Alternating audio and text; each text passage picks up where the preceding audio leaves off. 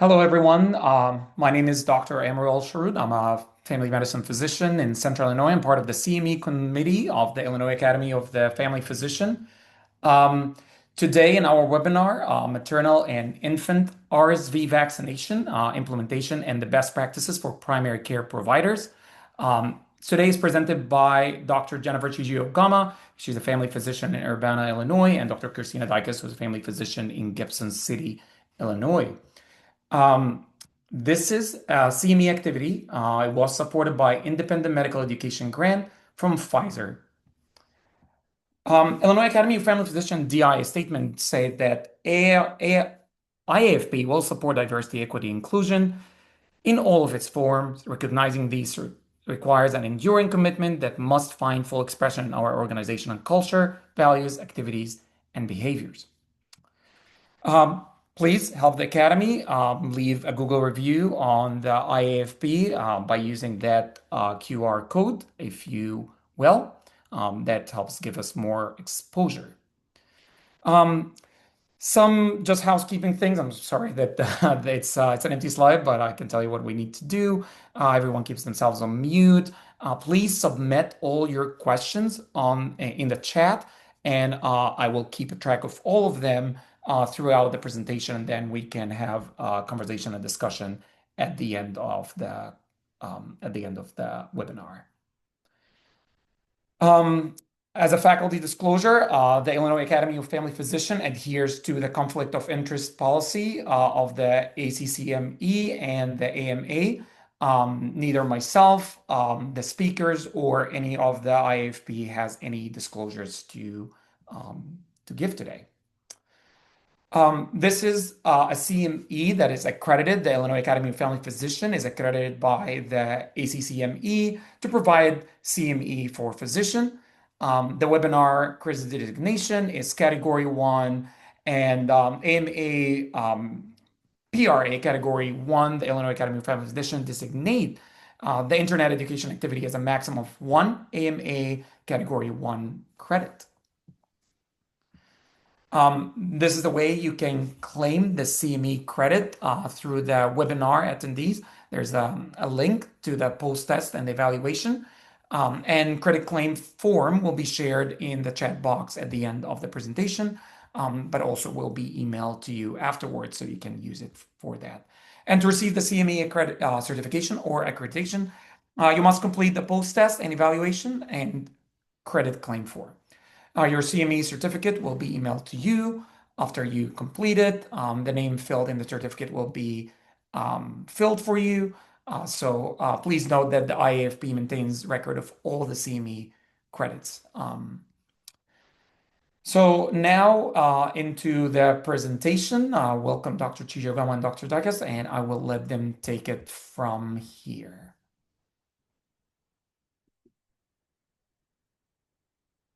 Hello, my name is Dr. Chiji Aguma, currently affiliated with the Power Foundation Hospital. And today we will be talking about maternal and infant RSV vaccination, the implementation and best practices for primary care providers. Now we will move on to the next slide.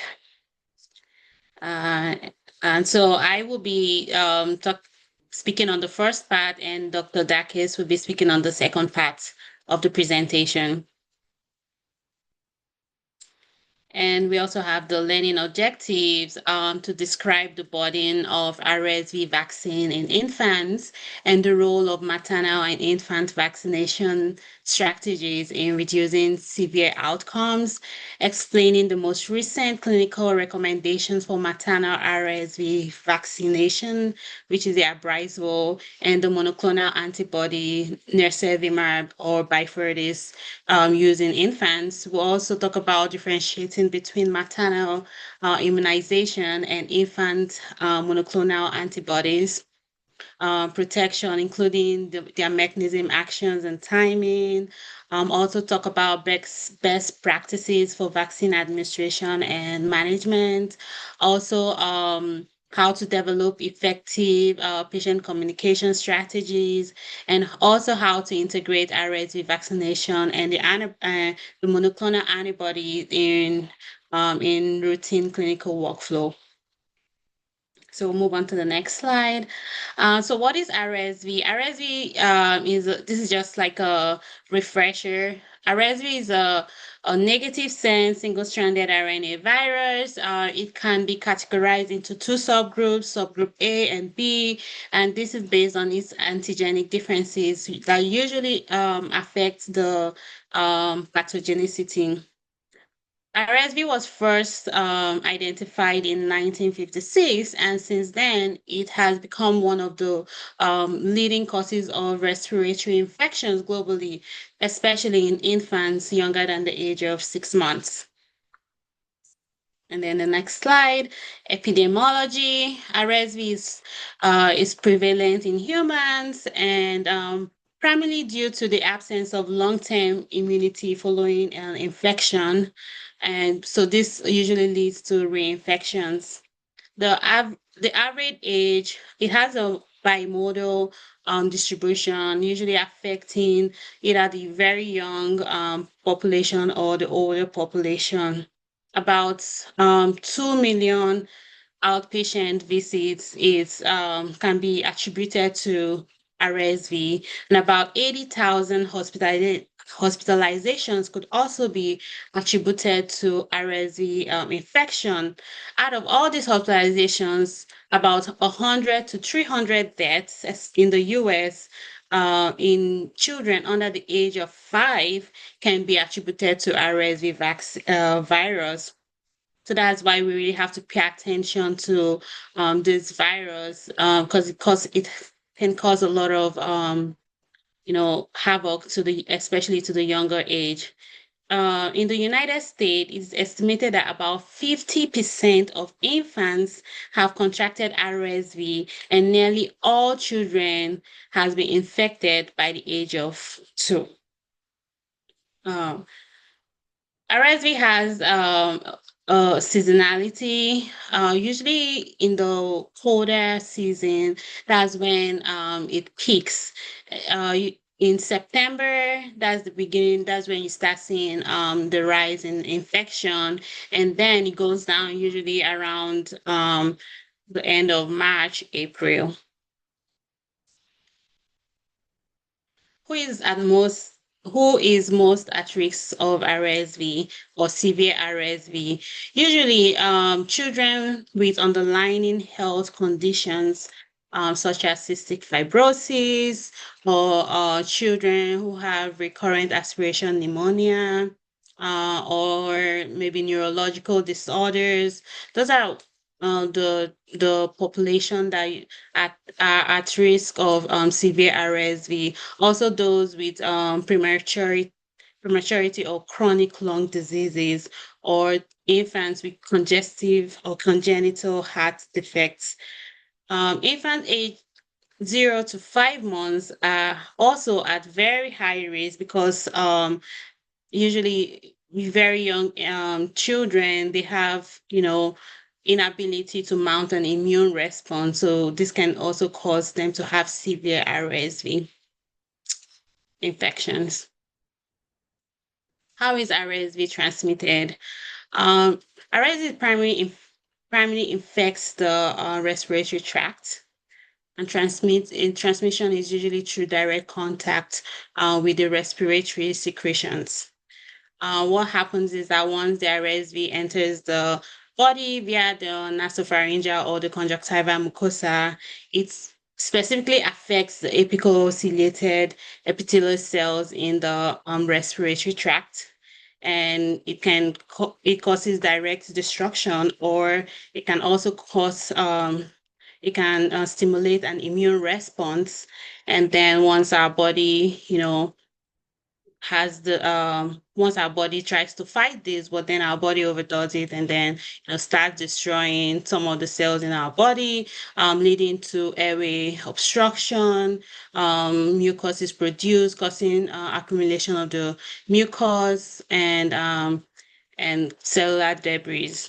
in severe cases, it can actually cause alveolar obstruction and destruction. So that's why we really have to pay attention to this virus. The timeline, usually day 1 to 2, there's the initial exposure to the virus, and then there's incubation. At day 3 to 5, that's where we have the upper respiratory tract infection, where the virus is replicating, and you can now actually infect others.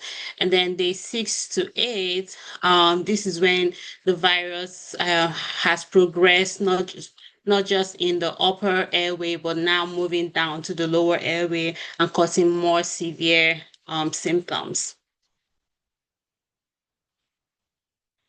And then it's important for us to talk about active and passive immunity, because this is how we are able to, or one of the ways we are able to prevent the infection of RSV. So, active immunity usually occurs when individual's immune system is exposed to a pathogen or its components, promoting the body to produce antibodies and activate immune cells against the disease. Usually, the onset and duration of active immunities takes about several days to weeks for you to start, having some immunity, and then typically it lasts for a very long time and sometimes even a lifetime. Examples of active immunity. Usually it's gained through direct exposure to disease-causing organisms. You could also get active immunity from vaccines, where we use either killed or weakened form of the pathogen to stimulate the immune system, and thereby we are able to develop immunity without causing the disease. And then for passive immunity, it involves the transfer of antibodies from one person to the other and usually provides immediate immunity or protection for the person. The onset and duration, it provides about it provides immediate um, immunity to a person, but the immunity is usually temporary, usually lasting a few weeks to months at most, because our bodies usually break down the antibodies, and then we are unable to produce more because we've not been exposed to that pathogen. Examples of passive immunity usually occurs where antibodies is transferred from the mother to feeders, or even through breastfeeding. You can transfer antibodies. So that those are examples of passive immunity. In the context of RSV prevention for infants, we're going to talk more about it. But there's a monoclonal antibody called Nirsevimab, which represents an active immunity, which we can use to prevent RSV. Next slide. Maternal vaccination. Maternal vaccination, we're also going to talk more about it. But in terms of this RSV vaccine we're talking about, you can actually vaccinate the mom, which can lead to active immunity in the mom, but also it also leads to a passive immunity in the baby, in the fetus, because after the mom is able to mount an immune response, then the antibodies can be transferred to the fetus. Next slide. So now we'll talk about the Abrysvo vaccine, the mechanism of action. So the Abrysvo vaccine was developed to prevent severe RSV infection in infants, and leveraging both active and passive immunity. So how does this work? When administered to a pregnant individual, Abrysvo induces the production of antibodies that target the RSV pre-fusion F protein. Then the pregnant individual is able to, mount a response Um, and then after that, then we go into the passive immunity where the antibodies is transferred from the vaccinated mother to the infant and offers immediate protection against RSV exposure. This approach is particularly beneficial given that infants are unable to mount an effective neutralizing antibody response following natural RSV infection. These antibodies are transferred transplacentally to the fetus and provides this passive immunity for up to 6 months. Next slide. So yeah, we have some recommendations on the RSV vaccine. I'm just going to go through them quickly because I think we're also going to talk more about them later in the slide. So the Beyfortus is a monoclonal antibody that is designed to prevent severe RSV infection in infants and also in young children. It's recommended for infants under the age of 8 months of age who are born during or when entering the first RSV season. So usually around October or September to March, that's the RSV season. So mothers who did not receive RSV vaccine during pregnancy can get the Beyfortus. The mother's RSV vaccination status is unknown, or if the infant was born within 14 days of maternal RSV vaccination, then you can give this monoclonal antibody. There are also other considerations where you can also give the Beyfortus, such as mothers who may not mount an adequate immune response to RSV vaccination. A mother who is immunocompromised, for example, then you still want to vaccinate the fetus or the baby who is under the age of 8 months, regardless of whether the mother already got the vaccine. Mothers with medical conditions associated with reduced placental antibody transfer, example, HIV infection, or infants who have undergone, cardiopulmonary bypass or ECMO, leading to loss of maternal antibodies, and infants with substantially increased risk of RSV. For example, infants who are hemodynamically unstable, they have congenital heart disease, or they are requiring oxygen therapy at discharge. These are infants who you also want to consider to give the vaccinate the Beyfortus. And then also children aged 8 through 19 months who are at increased risk, even if they past the age of 8 months, can still receive it if they have chronic lung disease of prematurity, if they are severely immunocompromised, they have cystic fibrosis, or they are American Indian or Alaska Native children. So those are like the considerations you have to think about when recommending this monoclonal antibody. Next slide. Uh, so here is also more recommendations when receiving the Abrysvo vaccine during pregnancy. Timing is very important. The optimal window is between 32 weeks, 0 days, and 36 weeks and 6 days of gestation. So that's the window, usually about a 4 week window. So it's very important for us to have that in mind and recommend this to pregnant women who has never received this vaccine in the past.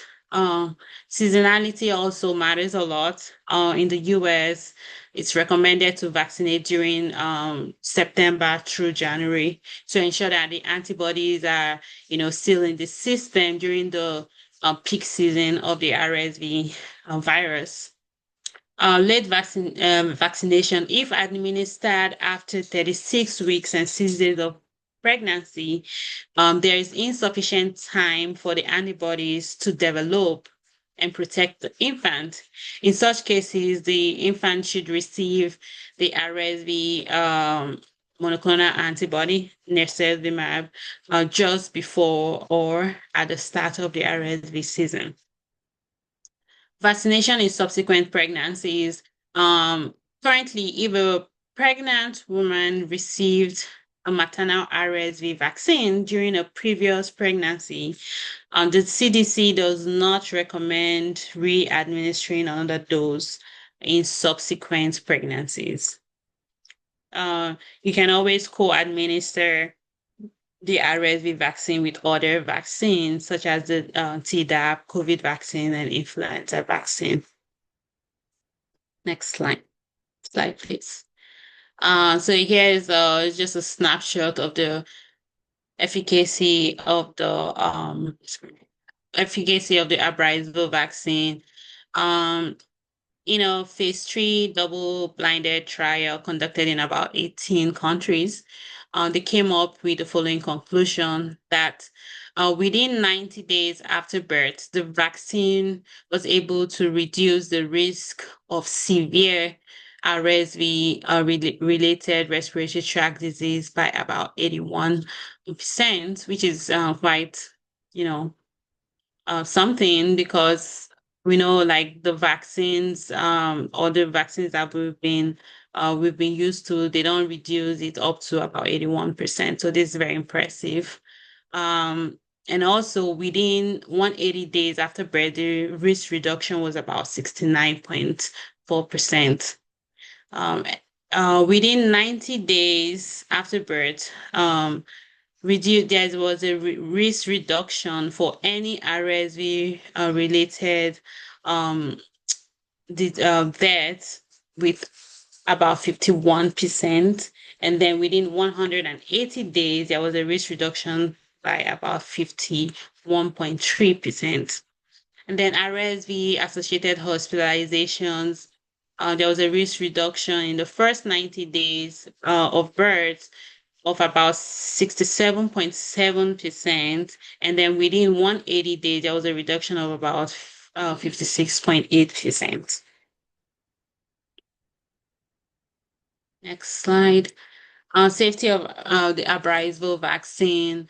The most common side effects were very mild to moderate, and injection site pain was the most common side effect that occurred in about 41% of patients who received the vaccine, as opposed to those who received placebo, which was only about 10%.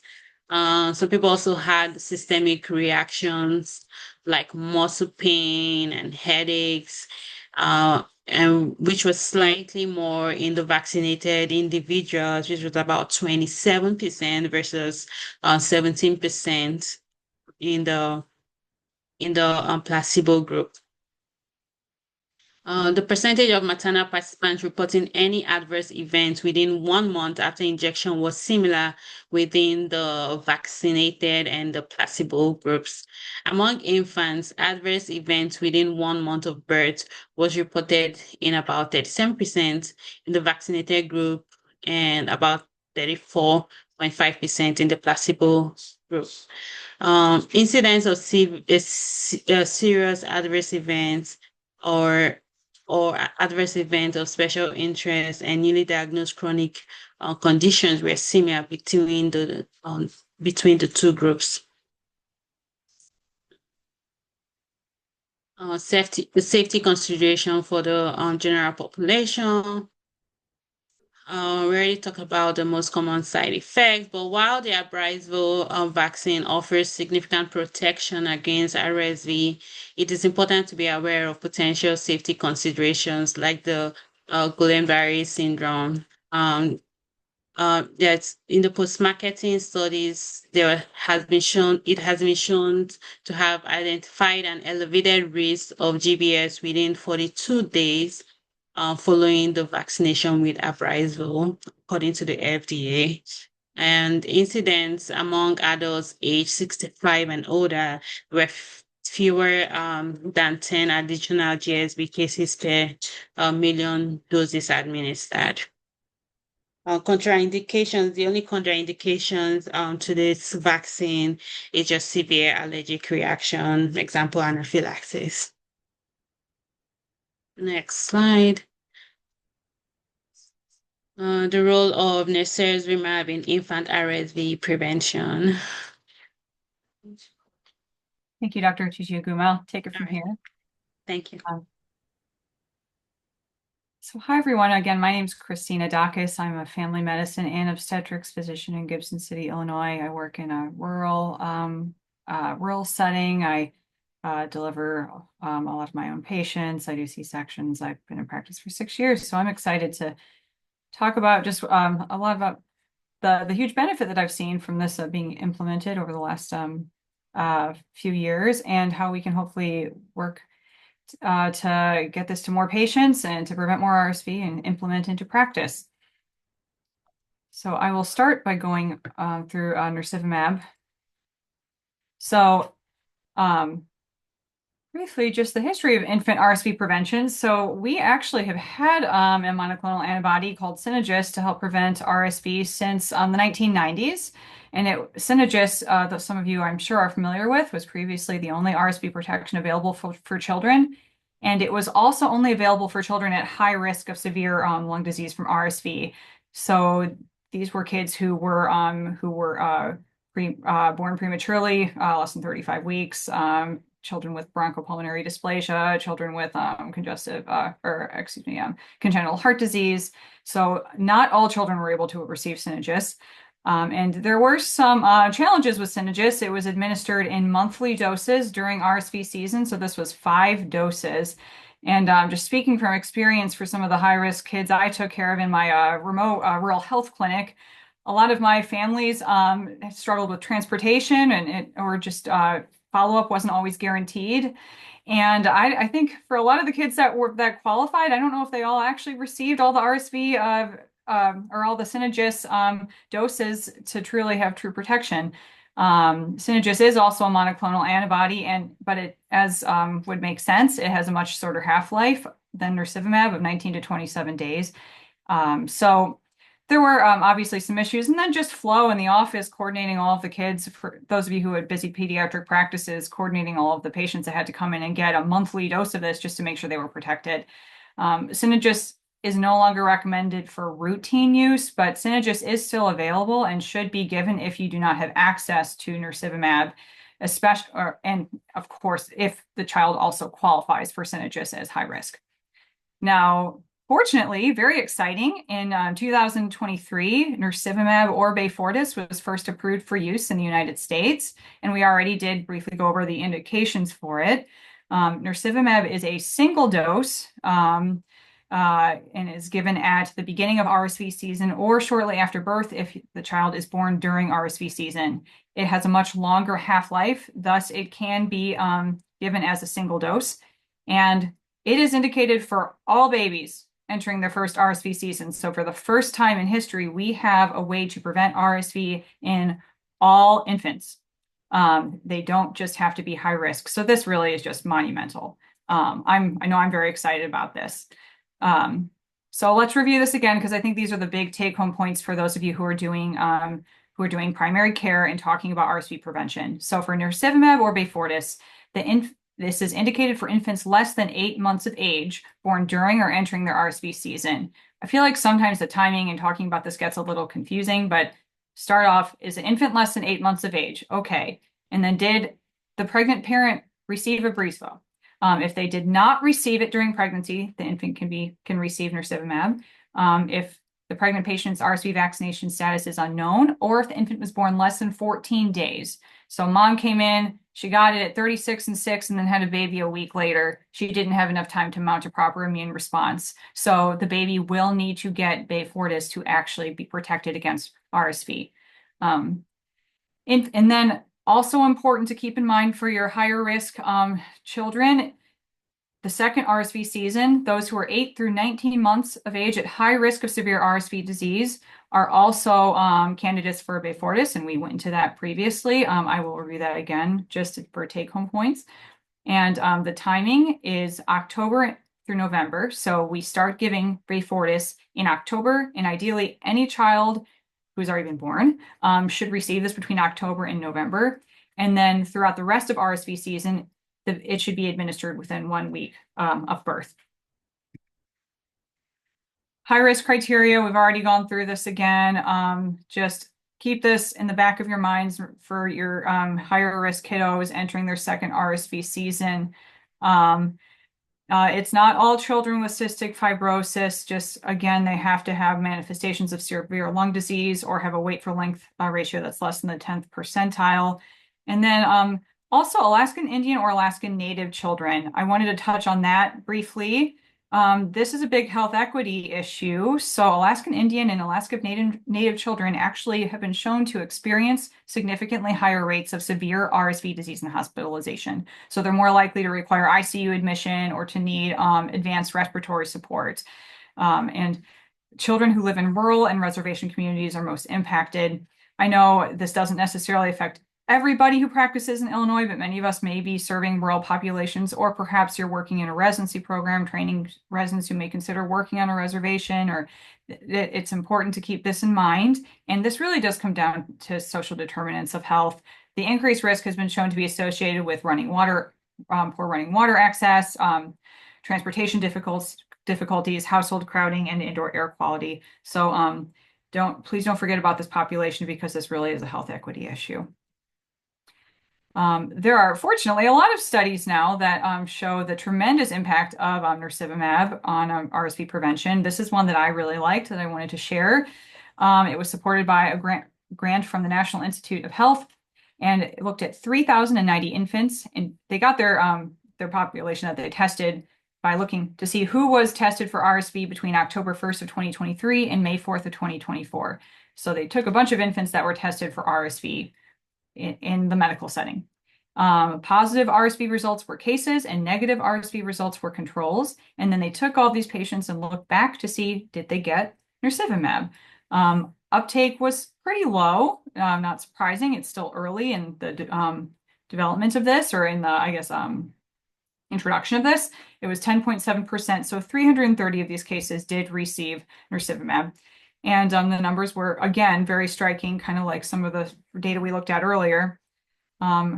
Receiving Nirsevimab resulted in a 68.4% decrease in medically attended lower respiratory tract infections. So what that means is you are 68.4% less likely to present to a medical facility, your primary care, urgent care, emergency departments. That's almost 70%. So instead you're at home with a cold, for example. Getting Nirsevimab resulted in an 80.5% decrease in hospitalization for RSV-associated lower respiratory tract infections. So you're 80% less likely to go to the hospital, and 84.6% decrease in severe RSV disease requiring ICU admission or higher level of respiratory support.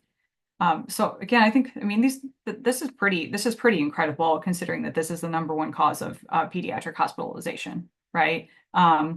And one thing that of note, which is expected with passive immunity, again, this is a monoclonal antibody, it is passive immunity, so it declines over time. And that was shown in this study. Effectiveness declined from about, on average, 79.3% at 2 weeks post-immunization to 54.8% at 14 weeks post-immunization. But the difference between those who were vaccinated and who received Nirsevimab and who were not was still statistically significant. So you're still seeing statistically significant benefits 14 weeks out.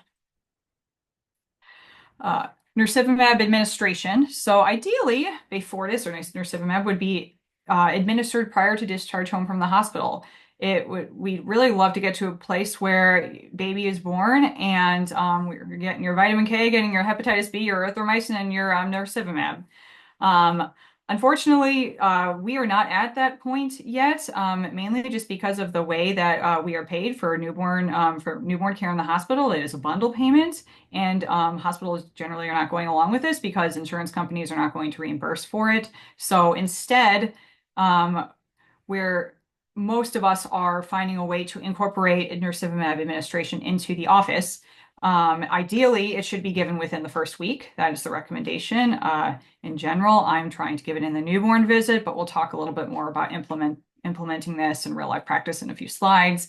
Nirsevimab can be administered with other routine vaccinations, Nirsevimab is not going to affect your immune response. It's not going to interact negatively or cause adverse effects.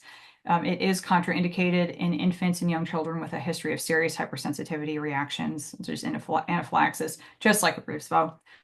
And the dose is based on body weight. That is also important to keep in mind, especially for your clinic staff who are administering Beyfortus. If the baby is less than 5 kilograms, then it is a 50 milligram intramuscular injection, or 0.5 mils.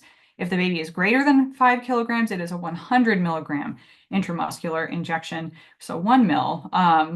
And just of note, if say you run into shortage of Nirsevimab, we're not expecting that. Hopefully this season, you shouldn't split the 100 milligram into 2 separate doses for different patients. It's one dose for one patient. Adverse reactions reported, really, I mean, overall, Nirsevimab is extremely well tolerated. Here you can just see the main adverse reactions were rash occurring within 14 days post-dose and injection site reaction occurring within 7 days. And compared with placebo, it is only a very small increase, though statistically significant, and overall children do very well. Serious hypersensitivity reactions have been reported. So really, if this happens and someone may qualify for another, if the child may qualify for a second dose in the next RSV season, they should not receive it. And as with any intramuscular injection, you should use it with caution in infants with clinically significant bleeding disorders. Maternal versus infant administration. So I will start by saying I love practicing both obstetrics and pediatrics, and I also just think in general, family physicians, because of our unique the unique role that we play in caring for families, I think we really are in a wonderful place to be able to have good patient counseling and to discuss which administration is best for preventing RSV, and to do that via shared decision making. Direct comparison studies of Abrysvo versus Beyfortus are not yet available. So we are not at the point where we can say, hey, we looked and this one has been shown to be more effective than this one, unless something has recently come out since I prepared these slides about a week ago. However, when we look at the data, it does seem that they generally are very similar in how effective they are. Deciding factors going into this. Okay, so mom's pregnant. Should I get Abrysvo, or should I wait and just give Nirsevimab to baby? I mean, it really comes down to timing, of course, side effects, safety profile, vaccine availability, and patient preference. I'll start just with the vaccine availability. I mean, many of you probably remember in 2023 when Nirsevimab was first introduced, many of us were not able to administer it to our patients because it simply wasn't available. In my practice, we had Nirsevimab available for the VFC population for Medicaid patients, but we didn't have it for private insurance. Fortunately, in 2024, that was not the case, and we, at least for us and most practices I'm aware of, we were able to give Nirsevimab. But that is something to keep in mind. The other thing is patient preference. I mean, some of my pregnant patients are they look at me and they say, you know what, everything's going fine. I'd rather just wait. And when baby's here, we can give baby all the shots baby needs. And then other people really don't like the idea of having one more injection that their baby has to get. And they'd rather be, they're like, let me take this one. I like the idea of me getting it, and then it's one less shot my baby needs. And I really liked this was from I adopted this from the CDC and added a couple of my own thoughts. When you're going through with patients, should we do a maternal RSV vaccine, or should we do the RSV monoclonal antibody or Beyfortus? So again, with administration, it is very important to get it in at the right time. So it's recommended between 32 to 36 and 6. And if you miss that window, then you're not going to be able to give Abrysvo, and you should plan to give Beyfortus. When to administer, you can start giving the maternal RSV vaccine in September. So in my practice, we're starting to prepare to give this now, and we're talking about it with patients. And then you can give it through the end of January. Again, if you miss that window, or if you don't, if the patients aren't in that gestational age during that time, then you plan to give Beyfortus to the baby. We already talked about what kind of immunity. For mother, it's active immunity. For the infant, it's passive immunity. And duration of protection is, based on the studies I saw, possibly a touch longer if for the baby if mom got the RSV vaccine, but also we're still doing more studies on that. But keep in mind, again, passive immunity doesn't last forever. Both are only one dose. For both, you can give them with other vaccines. So for in pregnancy, you can give them with Tdap, you can give them with influenza, just like with routine childhood vaccinations. Contraindications are similar, and also when to typically defer administration. I mean, if you have moderate to severe acute illness, it's not recommended to give either of these, and to wait until the patient is improved. Safety is probably one of the big things I talk about most with patients. So I already talked about RSV monoclonal antibody, just the Beyfortus safety. I'll start there. Local systemic reactions like the rash and the local injection reaction I talked about. There are severe allergic reactions and serious adverse events. Really, that is referring to just the serious, like the hypersensitivity reactions, and then also injection reactions if you have a bleeding disorder. The maternal RSV vaccine is more interesting, and I'd encourage you guys to keep a close eye on this and what the data is showing over the next few years. ACOG is 100% on board. The risks of this vaccine are far outweighed by the benefit to babies. But the studies did show, one of the studies that was done did show an increase in preterm birth, although that was not shown to be statistically significant. The numbers were there, and there are more studies on this. That is where the 32 and 0 comes from. So the way that we've decided as a medical community to avoid that is not administering this until the patient is 32 weeks. But if I have a patient who has been having preterm contractions or who has a history of preterm birth, perhaps I'll talk about this with them, and we may just wait and give the vaccine, or excuse me, and give Beyfortus instead. There also, in one, I believe it was a phase 3 trial, was evidence of a small but statistically significant increase in hypertensive disorders of pregnancy in those who received the maternal RSV vaccine. It went from 1.4 to 1.8% increase. So again, these are small numbers, and the patients who did develop hypertension, it was mild. It certainly was not generally preeclampsia with severe features, for example, but these are also things to keep in mind for your higher risk patients, someone who may be flirting with hypertensive disorders, which seems to be a lot of people these days. Perhaps wait and just administer to baby. Efficacy overall, as I've mentioned, seems to be similar between the two, but we're going to be watching for any head-to-head or any studies looking at the two directly and comparing. Workflow integration in my practice has actually gone, well, it's gone decently. We've learned we've had some good lessons. I'll just speak really about what has seemed to work for me and what seems to work for other people I've read about or talked to. I always talk about all vaccine recommendations in the beginning of pregnancy. And then I do discuss vaccination recommendations again around 28 weeks when you get into the third trimester.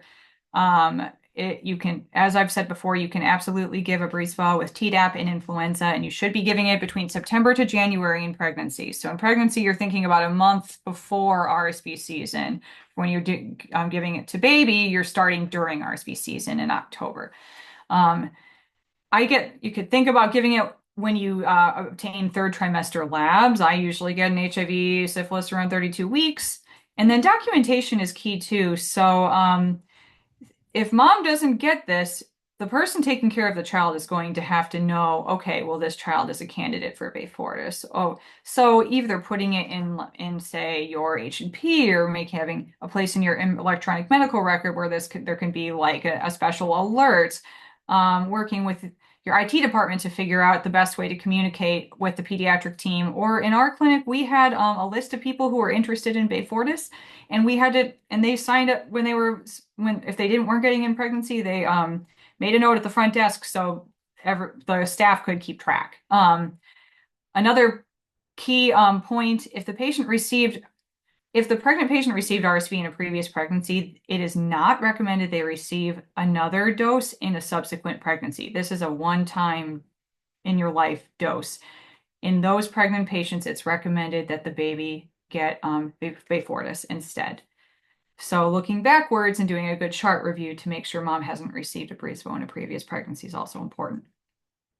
For Nirsevimab, again, clear documentation of infants who require vaccination. Ideal to administer prior to discharge, but as I've mentioned, that's not what all of us are doing right now. Hopefully we get to a point where insurance companies reimburse us more so that we can start doing that. A shortage of Nirsevimab is not anticipated in this upcoming season, like I talked about back in 2023. The American Academy of Pediatrics has been very clear on that. But if you are unable to get it, Palivizumab or Synagis is still available. Storage and handling is pretty straightforward, and also billing. In the majority of cases, Abrysvo does not require insurance pre-authorization. It's stored between 36 to 46 degrees. It is not to be frozen. It's a single dose vial of antigen, which is mixed with a diluent. And once removed from the refrigerator and prepared, they can remain at room temperature for 4 hours, and then they have to be discarded. You can co-administer this with other vaccines. As I've mentioned before, please keep it at least an inch from where the Abrysvo was given. Nirsevimab, also similar. It does not require insurance prior authorization if given in the office. It comes as a pre-filled syringe. So again, this is that monoclonal antibody, that passive immunity. So if it's given with other routine vaccinations, just give it at a different injection site. I've been told by my nurses that the 100 milligram dose is quite a lot. It's a higher volume, especially for those for little babies. So get yourself a thick thigh and make sure there's enough space or enough room, or perhaps give your other injections in the other anterolateral thigh. And once it's removed from the refrigerator, it must be used within 8 hours. I did briefly want to talk about barriers to implementation and how to think about some of those things. So first, of course, is health disparities, patients who have a hard time getting to the office for a long list of reasons, people who may be uninsured, and just transportation difficulties. It would be lovely if we were able to start giving this in the hospital for patient or Nirsevimab in the hospital for patients who may not have guaranteed follow-up. But these are all things we're still discussing.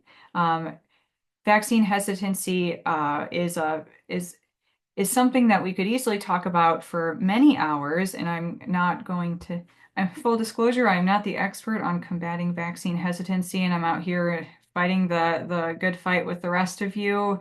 In my experience, I know that there are pediatric practices that sometimes deal with this by not taking on or not accepting patients who are not going to vaccinate or follow routine childhood vaccination. In my rural practice, with fewer options as it is, that hasn't really been feasible for us. I instead, when I sit down with patients, I just ask them, or I tell them, your child is due for these vaccines. And then I wait and see what the parents have to say. And after I say that, sometimes they get hesitant, sometimes they have questions, sometimes they want to know more information, and sometimes they say, that sounds good.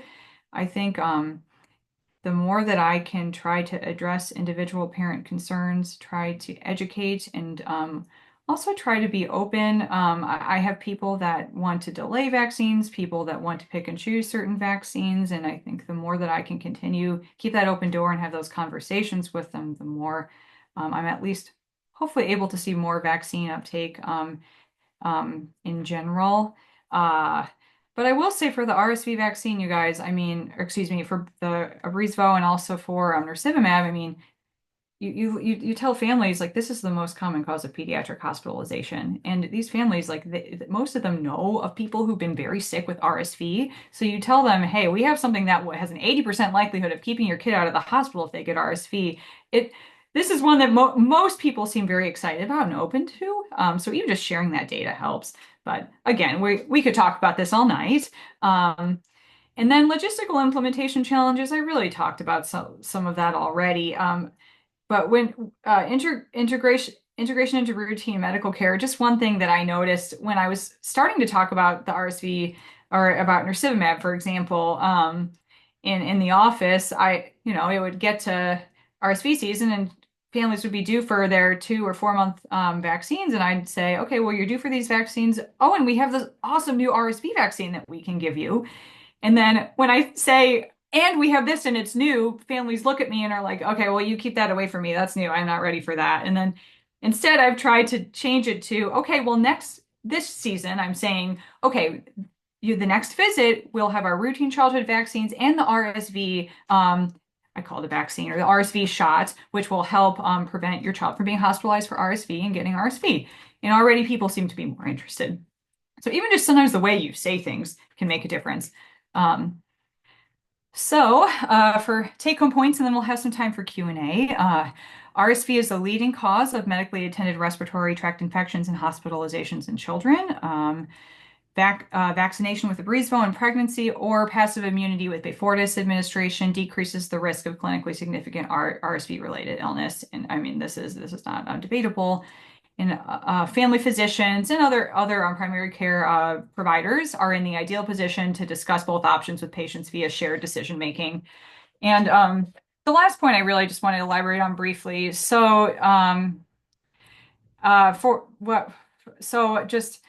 if we all commit to vaccinating our patients, like this could potentially have an enormous public health impact. So one thing we do know is that lower respiratory tract infections caused by RSV have been shown to be associated with an increased risk of asthma later in life or reactive airway disease. What we don't know yet is if a child is protected from RSV in the first one, from severe RSV illness in the first 1 to 2 years of life, are we going to see a decrease in asthma? If the patient receives Abrysvo or Beyfortus, are we going to see a tremendous impact on the amount of asthma that we're seeing in our populations? And if we could potentially prevent asthma, that would be monumental. The other thing is just imagine if we could get to a place where RSV is a thing of the past, and instead of it dominating our practices and consuming our lives like it did for my entire family last December when both my kids were sick and going to the ER, I mean, if we could not see RSV all the time because everyone's getting this, can you imagine what that would mean for health moving forward? So thank you all for being here tonight and for your interest in learning more about this with us.